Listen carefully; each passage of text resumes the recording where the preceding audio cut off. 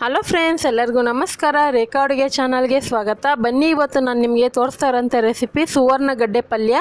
So ಕೆಲವ್ರಿಗೆ ಗೊತ್ತಿರುತ್ತೆ, ಕೆಲವ್ರಿಗೆ ಗೊತ್ತಿರಲ್ಲ. ಯಾಕಂದರೆ ಈ ಪಲ್ಯ ಮಾಡಬೇಕಂದ್ರೆ ಕೆಲವೊಂದು ಟಿಪ್ನ ಫಾಲೋ ಮಾಡಬೇಕಾಗುತ್ತೆ. ಸೊ ನೀವು ಯಾವತ್ತೂ ಟ್ರೈ ಮಾಡಿಲ್ಲ ಅಂದರೆ ಒಂದು ಸಾರಿ ಟ್ರೈ ಮಾಡಿ ನೋಡಿ. ತುಂಬಾ ಟೇಸ್ಟಿಯಾಗಿ ಮತ್ತು ಹೆಲ್ತು ಕೂಡ ಒಳ್ಳೆಯದೇ ಈ ಪಲ್ಯನ. ಇದೊಂದು ಸೈಡ್ ಡಿಶ್ ಪಲ್ಯ. ಇದು ಯಾವ ರೀತಿ ಮಾಡೋದಂತ ನೋಡ್ಕೊಬರೋಣ. ಮೊದಲನೇದಾಗಿ ಸಿಪ್ಪೆ ತೆಗೆದು ಸುವರ್ಣಗಡ್ಡೆನ ಈ ಥರ ಚಿಕ್ಕ ಚಿಕ್ಕದಾಗಿ ಕಟ್ ಮಾಡಿ ಒಂದು ಕಪ್ಪಲ್ಲಿ ನೀರು ಹಾಕಿ ಅದರಲ್ಲಿ ನೆನೆ ಹಾಕಿದ್ದೀನಿ. ಇದ್ರ ಜೊತೆಗೆ ಒಂದು ಅರ್ಧ ಟೀ ಸ್ಪೂನ್ ಅರಿಶಿನ ಪುಡಿ ಹಾಕಿ ಒಂದು 5 ನಿಮಿಷ ನೆನೆ ಹಾಕಿದ್ದೀನಿ. ಇಲ್ಲಿ ಒಂದು 3 ಈರುಳ್ಳಿನ ಕಟ್ ಮಾಡಿ ಇಟ್ಕೊಂಡಿದ್ದೀನಿ.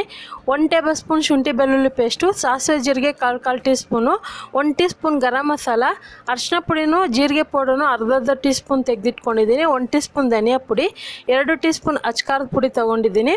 ಹಾಗೆ ಸ್ವಲ್ಪ ಕರಿಬೇವಿನ ಸೊಪ್ಪನ್ನು ಒಂದು 3 ಒಣಗಿದ ಮೆಣಸಿನ್ಕಾಯಿನ ಕಟ್ ಮಾಡಿ ಇಟ್ಕೊಂಡಿದ್ದೀನಿ.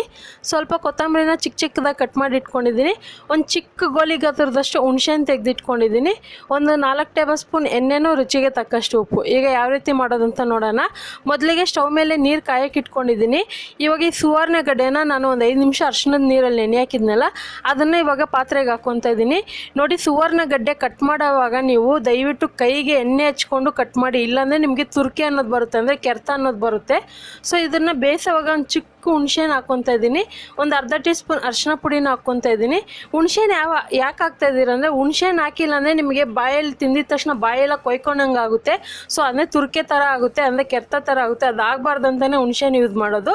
ಇದನ್ನು ಒಂದು 5 ನಿಮಿಷ ಬೇಯಕ್ಕೆ ಬಿಡೋಣ. ಒಂದು 5 ನಿಮಿಷದಲ್ಲಿ ಬೆಂದೋಗುತ್ತೆ. ಇದು ಬೆಂದಿದೆ ಇಲ್ಲ ಅಂತ ಚೆಕ್ ಮಾಡ್ಕೊಳ್ಳೋಣ. ನಿಮಗೆ ಹುಣಸೆಹಣ್ಣು ಇಷ್ಟಪಡಲ್ಲ ಅಂದರೆ ಒಂದು ಅರ್ಧ ಕಪ್ಪು ಮೊಸರನ್ನ ಮಜ್ಜಿಗೆ ಮಾಡಿಕೊಂಡು ನೀರು ಹಾಕಿ ಆ ಮಜ್ಜಿಗೆನಲ್ಲಿ ಒಂದು 20 ನಿಮಿಷ ನೆನೆಯಕ್ಕೆ ಬೇಕಾಗುತ್ತೆ. ಆವಾಗ ಆ ಥರನೂ ನೀವು ಮಾಡ್ಕೊಬೋದು. ಈ ಥರ ಮಾಡಿದ್ರೆ ನಿಮ್ಗೆ ಈಸಿ ಆಗುತ್ತೆ. ಸೊ ಅದು ಬೆಂದಿದ್ದನ್ನ ನಾನು ಸೋಸ್ಕೊತೀನಿ.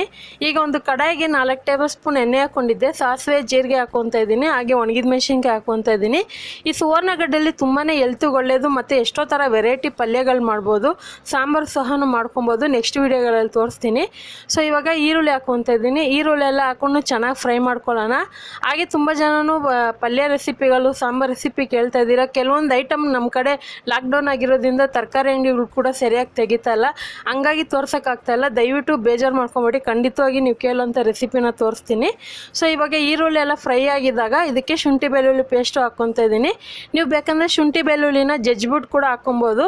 ಅದು ಪೇಸ್ಟ್ ಹಾಕಿದ್ರೆ ಇದು ಪಲ್ಯಕ್ಕೆಲ್ಲ ಚೆನ್ನಾಗಿ ಮಸಾಲೆ ಥರ ಇಟ್ಕೊಳುತ್ತೆ, ಟೇಸ್ಟ್ ಸೂಪರಾಗಿರುತ್ತೆ. ಸೊ ಇದೆಲ್ಲ ಚೆನ್ನಾಗಿ ಹಸಿ ವಾಸನೆ ಹೋಗೋವರೆಗೂ ಫ್ರೈ ಮಾಡಿಕೊಂಡೆ. ಒಂದು 2 ನಿಮಿಷವರೆಗೂ ಫ್ರೈ ಮಾಡ್ಕೊಳ್ಳಿ.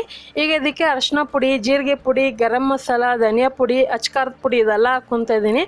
ಇದೆಲ್ಲ ಹಾಕ್ಕೊಂಡು ಸ್ವಲ್ಪ ಕೊತ್ತಂಬರಿ ಹಾಕ್ಕೊಂಡು ಒಂದು 30 ಸೆಕೆಂಡ್ ಫ್ರೈ ಮಾಡ್ಕೊತೀನಿ. ಒಂದು ಚೂರು ನೀರು ಹಾಕ್ಕೊತೀನಿ. ಯಾಕಂದರೆ ಆ ಹಸಿ ಸ್ಮೆಲ್ಲೆಲ್ಲ ಹೋಗಬೇಕು, ಇಲ್ಲಾಂದರೆ ಅದು ಚೆನ್ನಾಗಿರೋಲ್ಲ ಫ್ಲೇವರ್. ಯಾಕಂದರೆ ನಾವು ಆಲ್ರೆಡಿ ತರಕಾರಿನ ಬೇಯಿಸ್ಕೊಂಡು ಯೂಸ್ ಮಾಡ್ತಾ ಇರೋದಲ್ವ, ಅದಕ್ಕೋಸ್ಕರನೇ.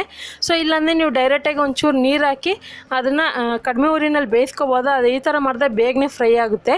ಸೊ ಇವಾಗ ಇದನ್ನು ಚೆನ್ನಾಗಿ ಫ್ರೈ ಮಾಡ್ಕೊಂಡಿದ್ದೀನಿ. ಇವಾಗ ನಾನು ಸುವರ್ಣಗಡ್ಡೆನ ಬೇಯಿಸಿ ಇಟ್ಕೊಂಡಿದ್ನಲ್ಲ, ಅದನ್ನು ಸೋಸ್ಬಿಟ್ಟು ಹಾಕ್ಕೊತಾ ಇದ್ದೀನಿ. ಆ ಹುಣಸೆಹಣ್ಣು ತೆಗ್ದುಬಿಡಿ, ಬೇಯಕ್ಕೆ ಹಾಕಿದ್ನಲ್ಲ, ಹುಣಸೆಹಣ್ಣು ಬೇಕಾಗಿಲ್ಲ, ಅದನ್ನು ಸಪ್ರೇಟಾಗಿ ತೆಗೆದು ಬಿಸಾಡಿಬಿಡಿ. ಈಗ ಇದಕ್ಕೆ ಒಂಚೂರು ಉಪ್ಪು ಹಾಕ್ಕೊತಾ ಇದ್ದೀನಿ. ನಾನು ಬೇಯಿಸೋವಾಗೇ ಉಪ್ಪು ಹಾಕೋದು ಮರ್ತ್ಕೊಂಡಿದ್ದೆ, ಹಂಗಾಗಿ ನಾನು ಇವಾಗ ಹಾಕ್ಕೊತಾ ಇದ್ದೀನಿ. ನೀವು ಬೇಯೋವಾಗೇ ಒಂಚೂರು ಉಪ್ಪು ಹಾಕ್ಕೊಂಡು ಇದನ್ನು ಲೋ ಫ್ಲೇಮಲ್ಲಿ ಇಟ್ಕೊಂಡು ಒಂದು 3 ರಿಂದ 4 ನಿಮಿಷವರೆಗೂ ಫ್ರೈ ಮಾಡ್ಕೊಳ್ಳಿ. ಆದಷ್ಟು ಆ ಮಸಾಲೆ ಫ್ಲೇವರೆಲ್ಲ ಚೆನ್ನಾಗಿ ಆ ಸುವರ್ಣಗಡ್ಡೆಗೆ ಹೀರ್ಕೊಬೇಕು. ಇನ್ನೊಂದು ಚೂರು ಉಪ್ಪು ಹಾಕ್ಕೊತಾ ಇದ್ದೀನಿ, ಕಡಿಮೆ ಅನಿಸ್ತು. ಸೊ ಅದೆಲ್ಲ ಹಾಕ್ಕೊಂಡು ಚೆನ್ನಾಗಿ ಲೋ ಫ್ಲೇಮಲ್ಲೇ ಫ್ರೈ ಮಾಡ್ಕೊಳ್ಳಿ. ಯಾಕಂದರೆ ಇಲ್ಲಾಂದರೆ ತಲೆ ಹಿಡಿದ್ಬಿಡುತ್ತೆ. ಶುಂಠಿ ಬೆಳ್ಳುಳ್ಳಿ ಪೇಸ್ಟ್ ಹಾಕಿರೋದ್ರಿಂದ ಅದು ತಲೆ ಹಿಡಿಯೋ ಚಾನ್ಸಸ್ ಇರುತ್ತೆ. ಸೊ ಅದಕ್ಕೋಸ್ಕರನೇ ಇವಾಗ ಚೆನ್ನಾಗಿ ಫ್ರೈ ಮಾಡಿದ ಮೇಲೆ ಕೊನೆಯಲ್ಲಿ ನಾನು ಕೊತ್ತಂಬರಿನೂ ಕರಿಬೇವಿನ ಸೊಪ್ಪು ಹಾಕ್ಕೊತಾ ಇದ್ದೀನಿ. ತುಂಬಾ ಚೆನ್ನಾಗಿರುತ್ತೆ. ನೀವು ಯಾವತ್ತೂ ಟ್ರೈ ಮಾಡಿಲ್ಲ ಅಂದರೆ ಒಂದ್ಸರಿ ಟ್ರೈ ಮಾಡಿ ನೋಡಿ.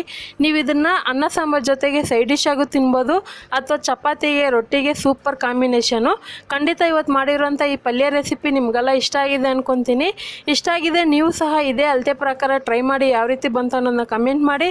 ಇಷ್ಟ ಆದರೆ ಲೈಕ್ ಮಾಡಿ, ನಿಮ್ಮ ಫ್ಯಾಮಿಲಿ ಫ್ರೆಂಡ್ಸ್ಗೆ ಶೇರ್ ಮಾಡಿ. ಮತ್ತಷ್ಟು ಈಸಿ ರೆಸಿಪಿಗೋಸ್ಕರ ರೇಖಾ ಅಡುಗೆ ಚಾನಲ್ನ ಸಬ್ಸ್ಕ್ರೈಬ್ ಮಾಡ್ಕೊಳ್ಳಿ. ಈ ವಿಡಿಯೋ ನೋಡಿದ್ದಕ್ಕಾಗಿ ಎಲ್ಲರಿಗೂ ಧನ್ಯವಾದಗಳು.